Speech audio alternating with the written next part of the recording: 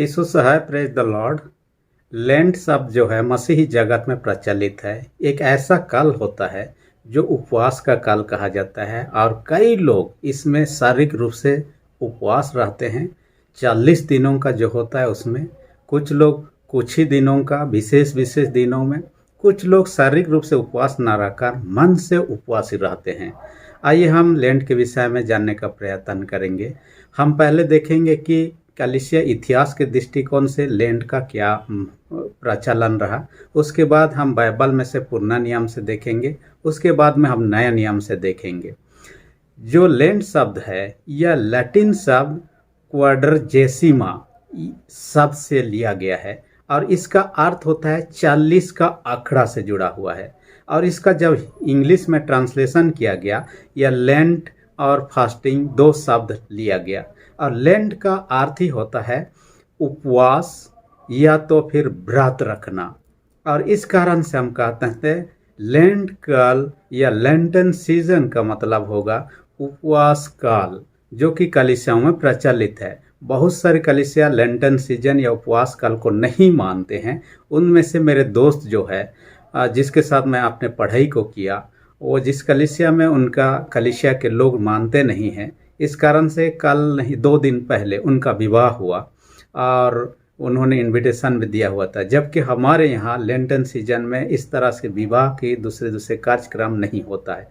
परंतु यहाँ पर हम देखने पाते हैं लेंट का जो प्रचलन है पहला शताब्दी में हम देखने पाते हैं कि उस समय 40 दिनों का आंकड़ा नहीं है, ना ही बाइबल में 40 दिन का लेंट सीजन होगा, ऐसा कोई भी गाइडलाइन नहीं है। इस कारण से लोग अपने ढंग से लेंटन सीजन या तो फिर उपवास काल को मानते हैं। परंतु हम उपवास काल को 40 दिन का कलीसिया इतिहास के आधार पर मानते हैं। और ये 40 दिन का जब भस्म बुधवार से शुरू होता है और हम देखने पाते हैं ईस्टर के साथ ही समाप्त होता है। कुछ लोग इसके बारे में 2 प्रकार का राय देते हैं कि 40 दिन कैसे हम गिनती करें, क्योंकि भस्म बुधवार से यदि हम गिनती करेंगे ईस्टर तक या पुनरुत्थान पर्व तक, ये तो 46-47 दिन का होता है। इस कारण से कुछ लोगों का मानना है हमें गिनती करना है भस्म बुधवार या राग बुधवार से लेकर पलमरुम एतवार या खजूर पर्व या पाम संडे जिसे कहा जाता है, तब तक यदि हिसाब करेंगे ये 40 दिनों का आंकड़ा होता है। दूसरा कुछ लोगों का ये विचार है कि संडे को हम यदि निकाल दें और बाकी दिनों का हम हिसाब करें तो ये 40 दिनों का होता है।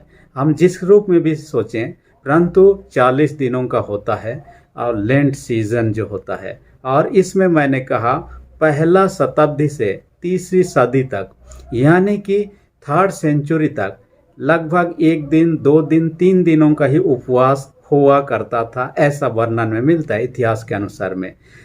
जब 325 ईस्वी में निकाया की सभा होता है, आप लोग जानते हैं संसार के सारे विद्वानों को एक सम्राट ने बुलाया जिस सम्राट का नाम था कॉन्स्टेंटाइन, और निकाया नामक जगह में उन्होंने मीटिंग रखा। उस मीटिंग में कई सारे बातों की चर्चा हुआ जिसमें उपवास कैसे करना है और उसके संबंधित कुछ नियमों को बनाया गया। इस कारण से हम यहाँ देखने पाते हैं कि उपवास से जुड़ी हुई बातों को वहाँ से विशेष रूप से ध्यान दिया गया। और 4वीं सदी तक 4th सेंचुरी तक क्या किया गया, 40 दिन का उपवास काल होगा ये तय किया गया। और 40 दिन का उपवास के लिए उन्होंने कैसा लिया, शुरुआत के दिनों में उन्होंने 8 सप्ताह को लिया। और आप 8 सप्ताह में क्या होता है, उन्होंने सैटरडे और संडे, शनिवार रविवार को ये लोग निकाल दिया। बाकी जो 5 दिन होता है सप्ताह का बीच में उसको गिनती किए, यानी 8 के साथ में 5 का यदि इंटू करेंगे ये 40 दिन का आंकड़ा होता है। और इस तरह से ये लोग 40 का आंकड़ा निकालना शुरू किया। परंतु बाद के दिनों में हम देखने पाते हैं कि उस प्रकार की ये चीज़ों को हटा दिया गया। भस्म बुधवार से लेकर पलमरुम एतवार तक समझे, या तो संडे को निकाल दीजिए और भस्म बुधवार से लेकर हम लोग बाकी दिनों को हिसाब करें 40 का आंकड़ा। परंतु प्रारंभिक कलीसिया में हम देखने पाते हैं कि जब वे उपवास करते थे वे लोग मांस, मछली, अंडा इत्यादि जो कुछ भी है इन खान पान से दूर ही रहते थे। और ऐसा कहा जाता था कि 9th सेंचुरी आने तक, 9वीं सदी आने तक क्या किया गया, वे लोग जो पूरा दिन का उपवास रखा करते थे, माने कि रात को ही खाना है, सुबह से लेकर शाम तक कुछ नहीं खाना है, और रात को ही खाना है, उसमें वे लोग कटौती कर दिया। 9th सेंचुरी के बाद में उन्होंने क्या किया, नियम को बदल दिया और उन्होंने कहा सुबह से लेकर 3 बजे तक उपवास को रखा जा सकता है। फिर जब कई साल बीतने के बाद में 15th सेंचुरी आया, 15 सदी आया, उस समय में फिर से नियम में बदली कर दिया गया। काफ़ी लोगों को दिक्कत होने लगा दिन भर का जबकि उपवास रखना या 3 बजे तक भी, इसलिए उन्होंने घटा दिया 12 बजे तक, सुबह से लेकर 12 बजे तक ही उपवास रखा जा सकता है। यानी कि जो स्वेच्छा से करना चाहता है वो अलग है, परंतु सामूहिक रूप से जो कहा जाता है उसके निमित्त। इसके बाद में हम आते हैं 20वीं सदी, 20th सेंचुरी में आते हैं। वहाँ पर और उसको घटा दिया गया। जिस भस्म बुधवार या राग बुधवार या वेडनेसडे हम कहते हैं, उस दिन का उपवास रखा जाए और गुड फ्राइडे को उपवास रखा जाए। और कुछ लोग इस कारण से भस्म बुधवार के दिन उपवास रखने के बाद में फ्राइडे को या शुक्रवार को रखते हैं, या तो फिर भस्म गुड फ्राइडे को ही रखते हैं। इस तरह से उनका बीच में जो उपवास काल का शुरुआत हुआ, आगे बढ़ा और चलते गया। देखिए, उपवास करने से व्यक्तिगत हो सकता है, सामूहिक भी हो सकता है। व्यक्ति अपने लिए अकेले होकर, या तो एक ग्रुप समूह होकर, या एक देश के लोग होकर, या कोई कलीसिया के लोग होकर समूह होकर करते हैं। और ये सामूहिक वाला हम बाइबल में चर्चा पाएंगे और जिन चीज़ों को हम बाद में चर्चा करेंगे। यहाँ प्रारंभिक कलीसिया से लेकर जब इस प्रकार की उपवास शुरू किया गया, उसका उद्देश्य था आत्मिक नवीकरण, यानी कि आत्मिक जीवन में रिन्यूअल चाह रहे थे ताकि नएपन आ सके उनके साथ ही। आध्यात्मिक रूप से वे लोग क्या करते थे, अपनी सेवा के निमित्त, दूसरे कामों के लिए जो परमेश्वर सौंपता है उसके निमित्त तैयारी के उद्देश्य से होता था। तीसरा क्या होता था, उपवास दुख के लिए भी होता था, शोक प्रकट करने के लिए भी हुआ करता था। ये कलीसिया इतिहास की बात है। परंतु इस दिनों में जब भी वे लोग उपवास में रहते थे, उपवास काल में है, 3 चीज़ों को विशेष रूप से करने के लिए वो प्रयत्न करते थे। उनमें सबसे पहला प्रार्थना। उपवास के क्रम में प्रार्थना में जीवन को व्यतीत करना, सुबह प्रार्थना के साथ शुरू करना, दिन में प्रार्थना करना, शाम को भी प्रार्थना करना। जैसे दानियल प्रार्थना करता है सुबह, दोपहर और शाम को, वैसा ही इसमें भी जब जब अवसर मिलता है, ना केवल 2 बार 3 बार, जब जब अवसर मिलता है। दूसरी प्रकार की जो है वो तो कहता है कि खाना पीना या भोजन से परहेज करना। जो लोग भोजन से पूर्ण रूप से दिन भर का या हाफ या तो जो कुछ भी हो, या तो कुछ लोग ये देखते हैं शारीरिक रूप से जैसे खाना पीना है, परंतु मानसिक रूप से दुनिया के रीझ रंग से अपने आप को दूर रखना है। ये उपवास का विधि था। तीसरी प्रकार का था दान देना, और ये दान देना 3 प्रकार का होता था। दशवांश के रूप में जो देने की बाइबल में चर्चा है, उसी को वे लोग कोशिश करते, परमेश्वर के उद्देश्य के निमित्त दशवांश को दान देना। दूसरा था, यहूदी लोगों का विषय में हम जानते हैं कि ये लोग पर्व त्यौहार मनाते तो साल में खासकर 3 पर्व मनाते थे, और उस समय सामूहिक खान पान जब होता था, ऐसे सामूहिक खान पान के लिए दान देना है। तीसरी प्रकार का दान जो होता है, जो गरीब हैं, दुखी है, भिखारी हैं, या तो फिर लाचार अवस्था में, ऐसे लोगों को दान देना है। इस तरह से 3 प्रकार का दान, दशवांश के रूप में देने का दान, ईश्वर के निमित्त और भोजी के निमित्त और गरीबों के निमित्त, जो कुछ भी एक कलीसिया इतिहास में हम देखने पाए और अब भी चल रहा है। लेंटन सीजन या तो महाउपवास काल कई कलीसिया में नहीं चलता है। कुछ कलीसिया के लोग सिर्फ पवित्र सप्ताह को मानते हैं। जो कुछ भी हम जिस कलीसिया से जुड़े हैं अपने परंपरा के अनुसार करें, और हम उपवास के जिस नियमों को अगुवाई परमेश्वर जैसे करता है वैसा हम करते रहें। आइए हम बाइबल में जाते हैं। बाइबल में जब जाते हैं पूर्ण नियम में आते हैं। पूर्ण नियम में हम देखने पाते हैं कि लोग व्यक्तिगत रूप से उपवास करते थे। जैसे दाऊद राजा जब गलती किया उसके बाद में उपवास के साथ प्रार्थना करने लगा और उनके प्रार्थना को सुना। कई लोगों को हम बाइबल में पाते हैं। और 40 दिनों की प्रार्थना के विषय हम मूसा को देखने पाते हैं, 40 दिनों का उन्होंने उपवास किया। हम एलिया को देखने पाते हैं, 40 दिनों का उन्होंने उपवास किया। यहोशू को देखने पाते हैं, जब मूसा 10 आज्ञाओं को लेकर आने वाला था, वो भी उपवास के साथ में इंतजार करने। यानी कि इन लोगों को पूर्ण नियम हम देखने पाते हैं उपवास करते हुए, इसलिए कि 40 आंकड़ा पूर्णता को दर्शाता है। इसलिए कलीसियाओं ने इसे एक्सेप्ट कर लिया है। कोई काम के पूर्णता, इसलिए ये उपवास काल का 40 आंकड़ा जो है हमारे लिए भी आत्मिक जीवन में रिन्यूअल होने के लिए, नवीकरण होने के लिए, मजबूत होने के लिए ये आंकड़ा बहुत ही अच्छा है। और हम देखने पाते हैं नया नियम काल में भी यीशु मसीह को 40 दिन का हम उपवास करते हुए देखने पाते हैं। परंतु पुराना नियम में जो है किसी देश के द्वारा सामूहिक उपवास को करते हुए देखने पाते हैं। किसी नगर के लोग, जैसे निनवे नगर के लोग, जोना ने प्रचार के निनवे नगर के लोग सारे के सारे उपवास करने लगे और परमेश्वर ने उनके उपवास प्रार्थनाओं को देखा, उनके प्रस्ताव को देखा और वहाँ के लोगों को नाश होने से बचा लिया उस समय के लिए। कम से कम बाद की बातों को हम नहीं जानेंगे और बाद की बात अलग है, लेकिन उस समय की हम देखने पाते हैं किसी देश के होकर, राष्ट्र होकर, कोई प्रकार की परिस्थिति से होकर गुजरते रहें, वे लोग उपवास करते थे, प्रार्थना करते थे।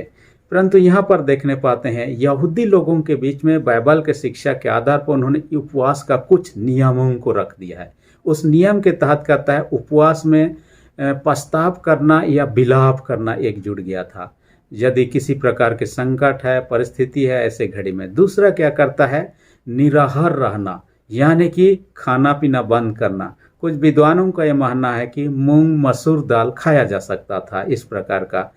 तीसरे प्रकार का कहता है आपने पापों का अंगीकार करना। उपवास के दरमियान में पुराना नियम काल का कहते हैं कि अपने पापों के लिए अंगीकार करना। चौथी एक विशेष बात है राख पर बैठना और टाट को ओढ़ना या पहनना।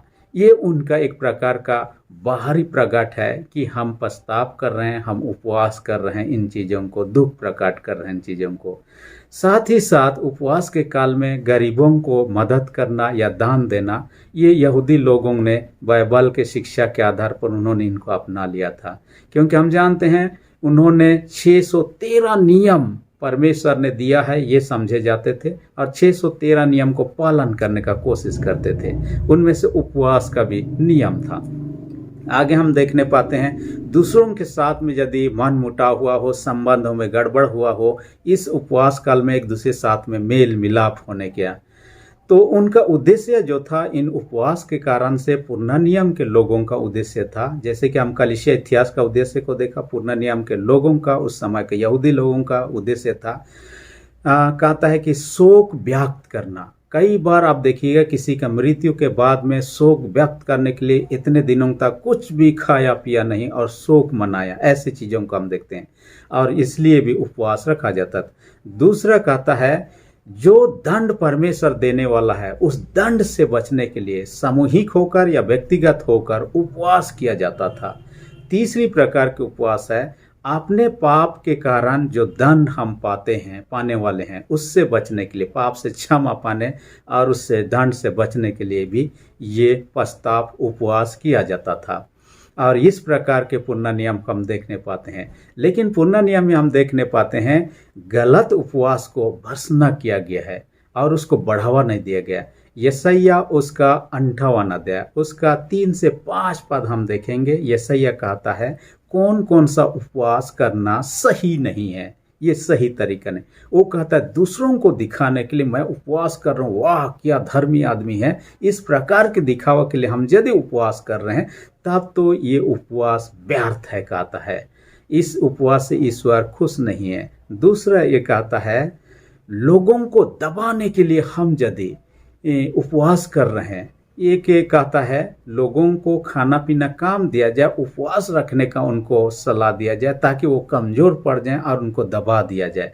इस प्रकार के जेलों में अक्सर कई प्रकार के घटना होते हुए हम देखने पाते हैं। न्यूज़पेपर में अक्सर जेल में यहाँ पर अमका जगह पर ठीक से खाना पीना नहीं दिया जा रहा। खाना पीना ना देने के कारण से कैदी लोग जो होंगे कमज़ोर होंगे और खाने पीने ना होने के कमज़ोर होंगे तो ये भागने का कोशिश नहीं करेंगे, जेलर या तो अधिकारी लोगों का काबू में रहेंगे। इस प्रकार के सोच विचार भी है। इस प्रकार के सोच विचार सब जगह तो नहीं है परंतु कई जगह कुछ कारणों से। परंतु एक घटना को आपके सामने लाना चाहूँगा जो कि विगत वर्षों में एक शासक था कंबोडिया देश में, जिसकी चर्चा हमने बीते वीडियो में हमने किया है, जिसका नाम था पॉल पोट नाम का। उस देश का शासक था कंबोडिया का। इतना तानाशाह शासक अपने जीवन काल में 30 लाख लोगों को मार डाला और कैसे कैसे लोगों को मार डाला, जो विदेशी दिखाई देते थे सबको मार डाला, जो विदेशी कपड़ा पहनते थे उनको भी मार डाला, जो अपने जैसे नहीं दिखते थे उनका रंग रूप अलग दिखता उनको मार डाला, जितने भी पढ़े लिखे थे डॉक्टर इंजीनियर चाहे जितने विद्वान लोग शिक्षक लोग थे सबों को मार डाला और उनकी ही बचा दिया जो लोग खेतों में काम करें, और सबको उनके घरों को जला दिया और खेतों में काम करने के लिए दे दिया। उनको काम ही खाने के लिए दिया जाता था ताकि ये लोग ताकतवर ना हो और सरकार के साथ में शासन प्रशासन के साथ में लड़ाई ना कर सके, और इस तरह से उस देश के लोगों को गुलाम का जीवन व्यतीत करने का उनको मजबूर कर दिया। और काम खाने पीने देने का कारण यही था कि वे लोग कमज़ोर बने रहें। इस प्रकार के उपवास की यहाँ चर्चा कर रहे हैं कि इस प्रकार के उपवास सही नहीं है, कहता है। तीसरी प्रकार का जो उपवास जिसकी वर्णना करता है वो तो कहता है परमेश्वर पर दबाव डालना ताकि मुझ पर आशीष उंडेल सके। इस प्रकार हम परमेश्वर पर जबरदस्ती दबाव नहीं डाल सकते हैं कि परमेश्वर ये दे दो वो दो, और हम जिस मनुष्य को किसी प्रकार की मजबूरी करके उससे काम हासिल करते हैं वैसे ईश्वर से हम नहीं कर सकते हैं। और सच्ची उपवास या उचित उपवास क्या होना चाहिए, यशायाह 58 उसका 6 से 9 पद में लिखता है। उसमें क्या कहता है, जो लोग विभिन्न प्रकार की बंधन गुलामी और दबे कुचले हालत में हैं उनको छुटकारा दिलाना, ये सच्ची उपवास का कहता है। दूसरा क्या कहता है, जो भूखे हैं उनको खिलाना। आगे क्या कहता है, जो नंगे हैं उनको कपड़ा पहनाना। आगे कहता है जो अनाथ है विधवा है ऐसे लोगों की सुधि लेना। ये सच्ची उपवास का निशानी है। और इस प्रकार की उपवास के बातों को हम पुराना नियम में पाते हैं, और आज भी ये अच्छी बात है क्योंकि बाइबल से हम शिक्षा को हासिल करते हैं। यदि हम लड़ते झगड़ते रहें और उपवास करते रहें, ये उपवास का सही तरीका नहीं है। हमारा मन तो बैर भावना से जुड़ा हुआ है, हम उपवास क्यों ना करें, इसका कोई लाभ की बात नहीं है। आइए हम नए नियम में आते हैं। नए नियम काल में हम देखने पाते यीशु स्वयं उपवास किया 40 दिनों तक, और उन्होंने ये भी कहा दिया था जब तक दूल्हा बारातियों के साथ में है लोग उपवास नहीं करते हैं, लेकिन जब दूल्हा उनसे अलग कर दिया जाएगा तब वे लोग उपवास करेंगे। यानी यीशु मसीह स्वयं दूल्हा था, जब तक चेलों के साथ में था वो उपवास नहीं कर सकते थे और करने की ज़रूरत नहीं था, परंतु यीशु जाने के बाद में उनको उपवास करने की ज़रूरत है। इसी शिक्षा को उन्होंने देने का प्रयत्न किया। और तीसरी बात हम देखने पाते हैं, ये घटना आप पाएंगे मत्ती 17 अध्याय में। वहाँ कहता है दुष्ट आत्मा से ग्रसित व्यक्ति को चेले लोग उसको ठीक नहीं कर पाए। यीशु मसीह उनके जानने के बाद कहता है ये आत्मा क्या करता है, बिना उपवास प्रार्थना के द्वारा निकलती नहीं है। यानी ऐसे दुष्ट आत्माओं को निकालने के लिए उपवास प्रार्थना की जरूरत है, और यीशु मसीह ने इसलिए यहाँ पर शिक्षा दिया है कि उपवास प्रार्थना किया जाए। हम नए नियम काल में ही हम देखने पाते हैं पौलुस का जीवन को। पौलुस स्वयं सेवकाई के शुरू करने से पहले उपवास किया, और उपवास के बाद में उनके लिए प्रार्थना किया गया हाथ रखकर, उसके बाद उन्होंने सेवकाई किया। हम उसके जीवन में उपवास को बार बार देखने पाते हैं। वो स्वयं कहता है मैं बार बार उपवास करता रहा। दूसरा कोरिन्थ 6 अध्याय उसका 5 पद में पाते हैं। उसके बाद 11 अध्याय 27 पद में 2 बार उन्होंने चर्चा के बार बार उपवास करने, बार बार तरनाशान में इत्यादि उन्होंने कहा। यानी कि उपवास कितने दिनों का करता था ये तो मालूम नहीं है, परंतु बार बार करता था। आगे हम देखने पाते हैं पौलुस जहाँ कहीं भी सुसमाचार प्रचार किया, वहाँ मंडली की स्थापना होने के बाद में वहाँ जो भी प्राचीन लोग, जो अधिकारी लोग नियुक्त किए जाते थे उस मंडली के देखभाल के लिए, वे प्रार्थना के साथ में उपवास करते थे। उसके बाद में उनको जिम्मेवारी सौंपा जाता था। यानी कोई सेवकाई का काम करने से पहले उनके लिए उपवास प्रार्थना की जरूरत को हम देखने पाते हैं। आज भी हम प्रभु के लिए सेवकाई के निमित्त हैं, प्रभु से हम जुड़े हुए हैं। हमें भी इस उपवास प्रार्थना इन बाइबल के शिक्षाओं के आधार पर हमें करने की आवश्यकता है। हालांकि हम कह सकते हैं जो छोटे बच्चे हैं उपवास करना उनके लिए नुकसानदाय हो सकता है। जो प्रेग्नेंट है, गर्भवती महिला, उनके लिए नुकसानदायक हो सकते हैं। जो लोग गंभीर बीमारी से पीड़ित हैं, जो मेडिसिन खा रहे हैं विभिन्न प्रकार की, उनके लिए उपवास करना खतरनाक हो सकता है। ऐसे लोगों के लिए हम कह सकते हैं नहीं। परंतु जिनको भी परमेश्वर का अगुवाई मिलता हो, चाहे मन से या शारीरिक रूप से, चाहे 1 दिन का, चाहे 3 दिन का, चाहे 40 दिनों का, जैसे आत्मा हमें अगुवाई करता है, प्रभु हमें अगुवाई करता है, हमें उपवास की पालन करना जरूरी है। कई लोग मीट मछली नहीं खाते हैं इन दिनों में, ताकि ये भी एक प्रकार का उपवास। कई लोग कम से कम अपने अच्छे अच्छे नाच डेग इत्यादि रीज रंग जो है उनसे दूर रहने का कोशिश करते हैं। कई लोग अन्य अन्य प्रकार से अपने आप को उपवास करने का, परंतु शारीरिक उपवास के लिए यदि हमको अगुवाई मिल रहा है, 1 दिन का हो, चाहे 3 दिन का हो, 21 दिन का हो, और चाहे हम लोग 40 दिन का हो, हमें करने की जरूरत है जब प्रभु आत्मा अगुवाई करता है। क्योंकि खाने पीने के द्वारा हम लोग देखते हैं बाइबल के शुरू से आदम हवा खाने पीने के माध्यम से पाप में गिर गए हैं। याकूब के विषय में देखिए, एसाऊ के विषय में देखिए, इन दोनों का घटनाओं में एसाऊ ने देखिए खाने पीने के कारण से अपना पहलौठा का अधिकार याकूब के पास में बेच दिया। हम देखने पाते हैं एक घटना के बारे में पढ़ रहा था, जिसका अमेरिका की घटना, बीते दिन में एक व्यक्ति जिसका नाम था मिशेल कैरल, और वो कूड़ा करकट चुनने वाला व्यक्ति था। एक दिन क्या हुआ, लॉटरी का टिकट खरीदा और 18 मिलियन लॉटरी लग गया, 100 करोड़ से ज़्यादा देखिए। लेकिन वे इतना पैसा पाने के बाद में वे इतना खाना पीना नशा में चूर रहता था, कब किस में खर्चा कर रहा है उसके सामने दिन रात एक समान, दोस्त लोग खाने पीने में इतना उड़ा दे, कुछ ही साल में वो कंगाल हो गया। 2002 की बात है, कुछ ही साल में कंगाल हो गया। वर्तमान में व्यक्ति अपने जीवन जीने के लिए, अपने रोजी रोटी के लिए एक डिलीवरी बॉय का काम कर रहा है। देखिए, जो करोड़ों करोड़ों का मालिक है, खाने पीने का बताओ कितना कंगाल बन। हाँ, उपवास के लिए किसी प्रकार के पैसों की ज़रूरत नहीं, खर्च की ज़रूरत नहीं है। बिना पैसों से हम खा सकते हैं। खाने के लिए हो सकता है पैसों की ज़रूरत है। इसलिए हम ऐसे परिस्थिति में, जबकि हम उपवास काल में हैं, इनके गंभीरता को समझें और प्रभु जैसे हमें आत्मा अगुवाई करता है, हम उस रूप से उपवास करें और प्रभु में आगे बढ़ते जाएं, उन्नति करते जाएं। प्रभु की महिमा हमारे जीवन के द्वारा होने पाए। परमेश्वर इस वचन का देखिए से आशीष दे। आमीन। हम प्रार्थना करें। सेनाओं के जीवित पिता, इस उपवास काल में है, लेंट काल में है, हर एक जो वचन सुनने वाले हैं सबों को अधिक से आशीष सुन दे। जितनों के जीवन में बीमारी, यीशु के सामर्थ्य लो से हर एक बीमारी को दूर कर दे।